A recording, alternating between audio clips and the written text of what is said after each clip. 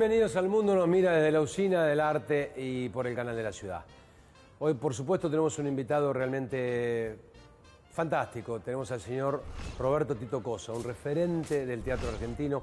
Y la verdad que me quedo corto porque es un prócer en actividad, un prócer prolífico, que no para de crear, un hombre que ha luchado por el arte en la República Argentina, que ha tomado todos los riesgos que ha tenido que tomar para que las cosas fueran como tenían que ser. Tito, un placer, Martín, un honor muy grande que nos haya brindado tu el gusto tiempo. Es mío de saludarte personalmente, de haberte visto tanto.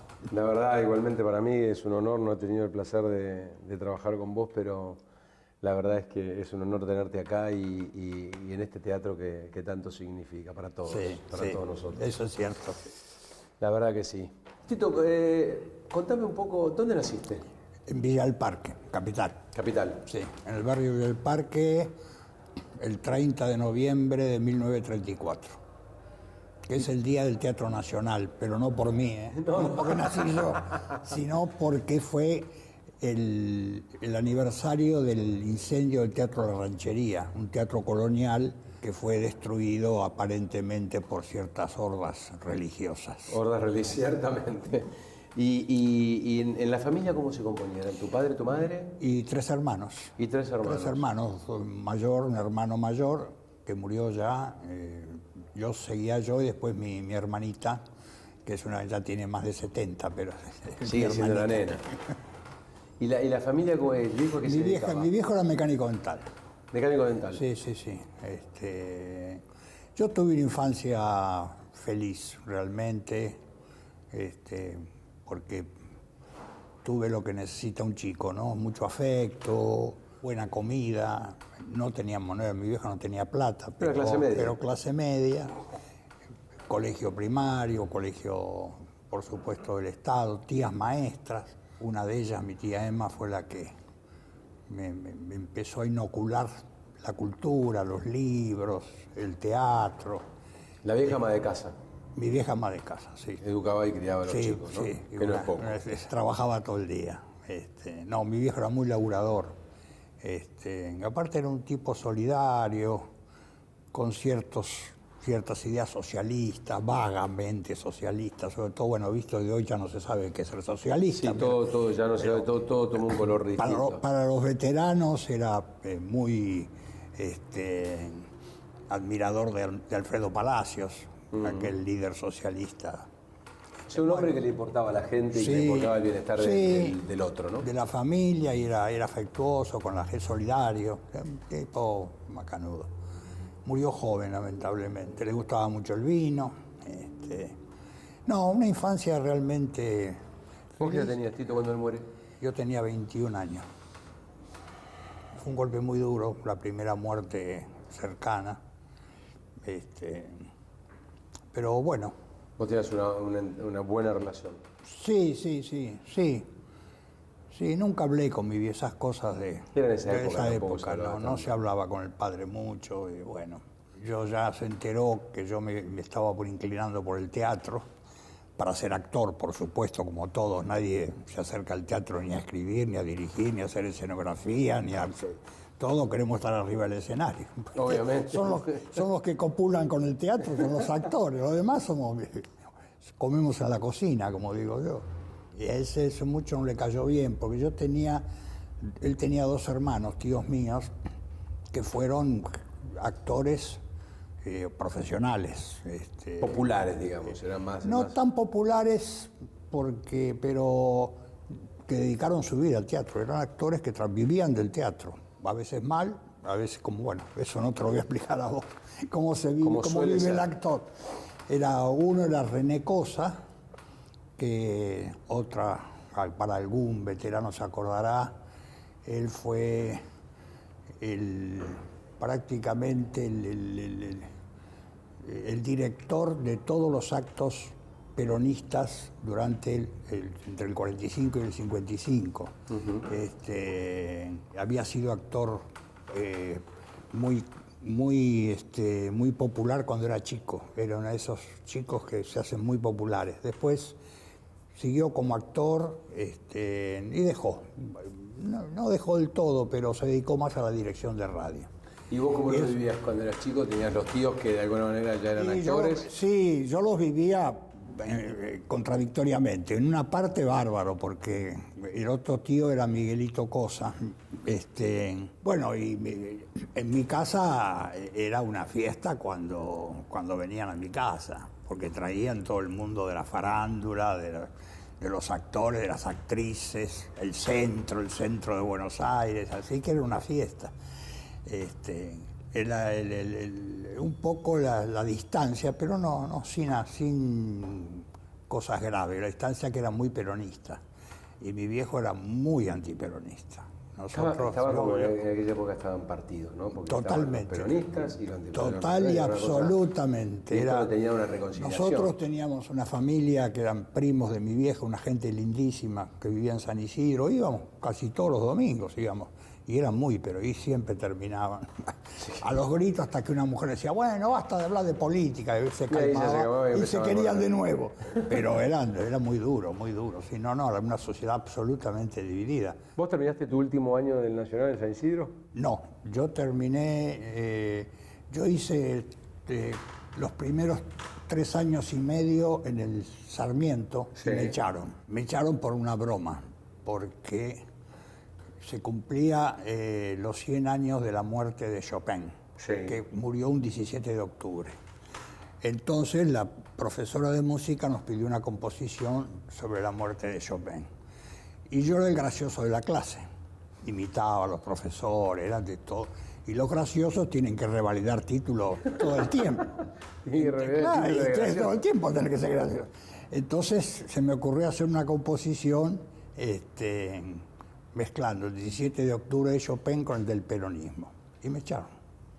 Tenía 16 años y los terminé en un instituto privado, terminé el secundario. A ver, con eso me quedo. Yo pensé que en San Isidro empezaste con el teatro. En San empecé ahí. Esa fue mi confusión. Esa fue mi primera cercanía con el teatro, y como yo digo, como actor, yo quería ser actor, y es mi gran frustración.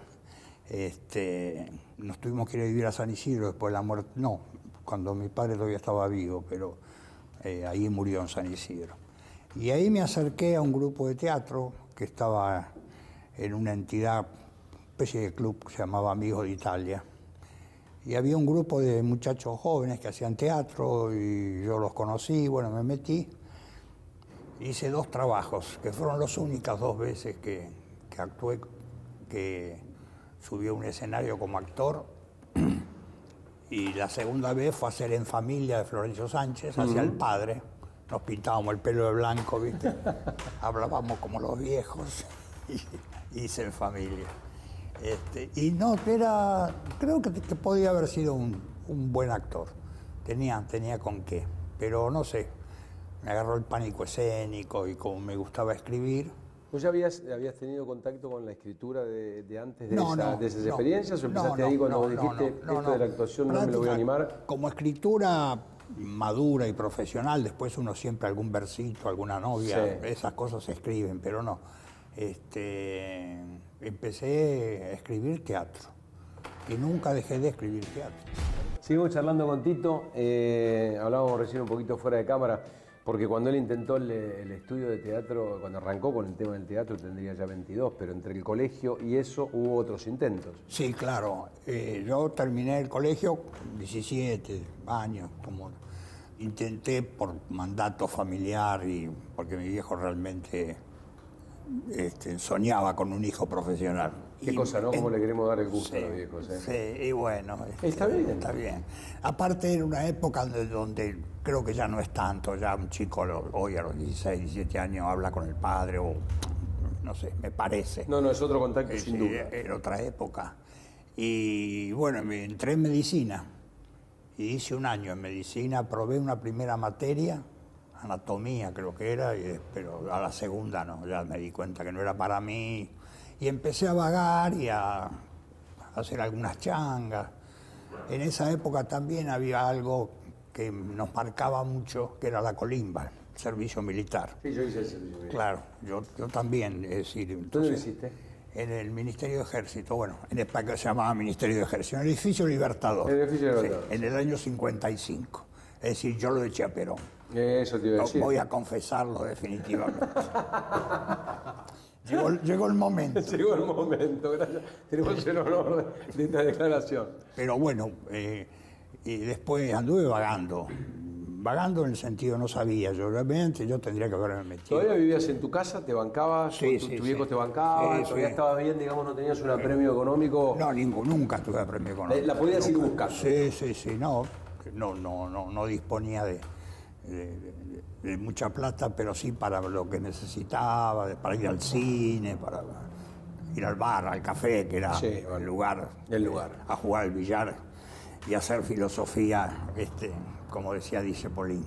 Y ahí llega el momento del teatro, y terminado el teatro, ahí te inclinás un poco a la escritura, empezás a escribir. Claro, digamos, para hacerlo cronológico, llega la colimba. Llega la colimba.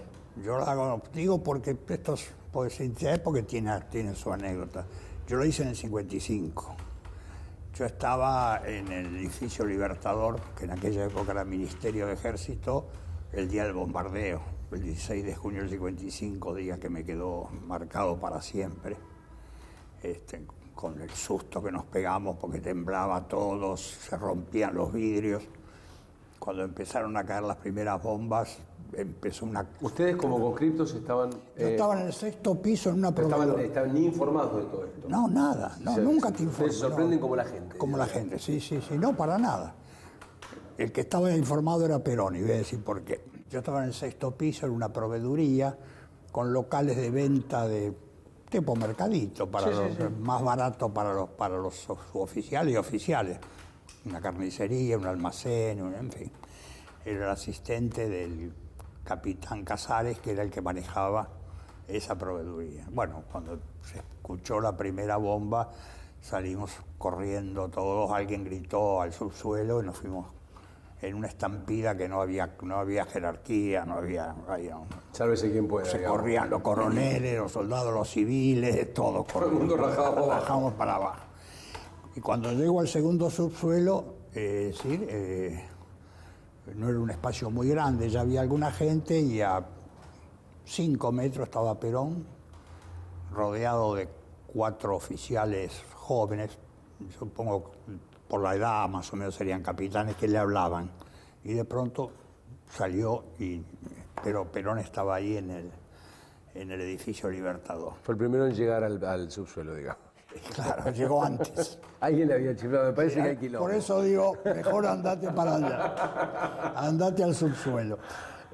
Bueno, fue terrible porque a las 7, 8 de la noche, después que había cesado el acto ese criminal, un acto de una perversidad y de una brutalidad que es una de las manchas mayores de la historia argentina. Bombardear una plaza abierta con gente que creía que era un homenaje a San Martín y miraba los aviones. Bueno, a las 9 de la 8 de la noche, sí, nos reunieron a todos y nos dijeron: los que viven a media hora a pie de acá pueden irse. Yo vivía en Villa del Parque, 45 minutos de ómnibus, con una torrante que nos miramos y dijo: sí, nosotros. Y nos fuimos. Salimos y vimos las iglesias incendiadas. Y fue un día que, bueno, esos días tremendos para cualquier ser humano, ¿no? Bueno, y después estuve sin tirar un tiro en el septiembre, cuando se hace el golpe y triunfa el golpe. Y yo estaba contento, porque yo era antiperonista. Cosa de la que me arrepentí, de estar contento me arrepentí. Pero bueno, después uno entendió muchas cosas, y sin ser peronista yo, pero bueno. Aparte hay que entender la falta de información que tiene uno con respecto a un montón de cosas en ese momento, ¿no? Claro, y la formación, ¿no? También, porque yo ahora también entiendo cuando hay así ciertas reacciones contra este gobierno, ¿no? Que uno ve que no son políticas, ¿no? Hay una cosa como cultural, de piel, ¿no? No te quiero y no te quiero, así hagas cosas bien, no. Y con Perón era lo mismo. Siempre la sensación igual es como que que es notable, ¿no? Que con la evolución que ha tenido todo, haya ciertas cosas que no se curan, ¿no? Y que haya ciertos temas que vos posiblemente hayas escrito hace 30 años atrás que tienen un nivel de vigencia que es brutal. Sí, acá en este teatro estamos haciendo una obra que se llama Amarillo, de Carlos Omiliana, un autor que fue un gran amigo mío, que murió joven también. Estaba en el grupo con Gorostiza, con todos. Claro, y así formamos grupos de trabajo. Estaba en Teatro Abierto. Bueno, él la escribió en el 59 y parece escrita hoy, ¿no? Por una mirada sobre la imposibilidad del reformismo político, de cambiar las cosas. Que eso por un lado es sensacional, como una mirada desde la admiración hacia ustedes por esa capacidad de descripción de una Argentina y de los argentinos. Pero también es triste por otro lado, ¿no? Porque hay cosas que tendrían que de verdad verse sanadas. Sí, es el ser humano, ¿no? Uno piensa cuánto mejor, cuánto más civilizadamente podríamos vivir, ¿no? Pero sí, cuánto mejor y con cuánto mayor entendimiento. Tenemos los fondos buitres sobrevolando. No hay tenemos mucho los más, buitres. no hay mucho más más que los fondos, tenemos los buitres sobrevolando. No hay mucho más que explicar, ¿no? Sí. Bueno, y ahí arrancamos, terminada la conscripción. La colimba, yo con un amigo decidimos, que él también le gustaba el teatro, ahí tomé la decisión. Incluso llegué a hablarlo con mi viejo. Lamentablemente no vio que después me fue bien con el teatro. No le cayó bien, pero lo aceptó. Dijo, y bueno, si te gusta, dedícate al teatro. Y murió poco tiempo después. Me fui a Mendoza porque había una profesora rusa de origen ruso, que se llamaba Galina Tolmacheva, que era la traductora de Chekhov y una gran maestra de teatro. Había sido alumna de Stanislavski, que es el Pope, vos lo sabés, lo digo un poco a los oyentes, espectadores, que es uno de los más grandes teóricos y formadores de actores de la historia. Ella era alumna de él. Y se radicó en Mendoza, seguramente huyendo de la Unión Soviética, y daba clases. Y yo con este amigo nos fuimos a Mendoza para tomar clases y cuando llegamos, ese era el primer año que ya dejaba de dar clases. Y en esos días yo trabajaba en la Universidad Obrera, hoy llamada Universidad Tecnológica. Me trasladaron a la filial de Mendoza y al poco tiempo, no habré estado ni un mes que murió mi viejo, me volví, ya me quedé. Y bueno, y ahí empezó, la cosa yo empecé a trabajar en el periodismo, me tenía que ganar la vida, naturalmente. Entré en el diario Clarín. ¿Vos no habías estudiado periodismo, sino que...? No, en aquella época nadie estudiaba periodismo. No, eso no existía. ¿Empezabas a trabajar? No existían las clases de periodismo. No, entraba generalmente por recomendación. Por contacto. ¿No? Ahí empezó mi carrera de periodista, que duró 20 años. Entré en Clarín, estuve poco tiempo, porque todavía lo del teatro era una cosa que me apasionaba y no sabía qué hacer de mi vida, pero bueno, tenía que trabajar. Me fui de Clarín, no duré mucho en Clarín. Después nos enganchamos con otro amigo en una revista de deportes mecánicos, un disparate, una cosa de esa. ¿A todo esto sin escribir teatro? Empezando a intentar despacito. A intentar. Y después ingresé, que estuve 10 años en Prensa Latina, la agencia de noticias cubana, que la creó la Revolución Cubana para hacer frente a toda ofensiva periodística capitalista, digamos, Estados Unidos, en fin. Y ahí entré y quedé acá. Lo malo que la agencia la cerraron por la presión política de Estados Unidos. Después rompieron relaciones. Así que mi trabajo era clandestino. O sea, vos trabajabas acá, escribías y mandabas para allá. Mandaba para allá, pero no podía. ¿Pero qué mandabas? ¿Vía Uruguay? ¿Por dónde mandabas? Vía Uruguay. Después estuve 2 años, me fui a Uruguay, a trabajar directamente desde Uruguay. Trabajando siempre para Argentina, pero desde Uruguay. Evidentemente la historia de Tito va a ser difícil que nos entre en 2 programas porque es una historia realmente extraordinaria. Llegamos al final del primer programa, por supuesto vamos a seguir charlando con Tito, lo van a ver en el programa de mañana y bueno, Nada, el honor y el placer de poder escuchar esta historia de vida que es realmente tan importante para todos nosotros. Nos vemos mañana en El Mundo No Mira.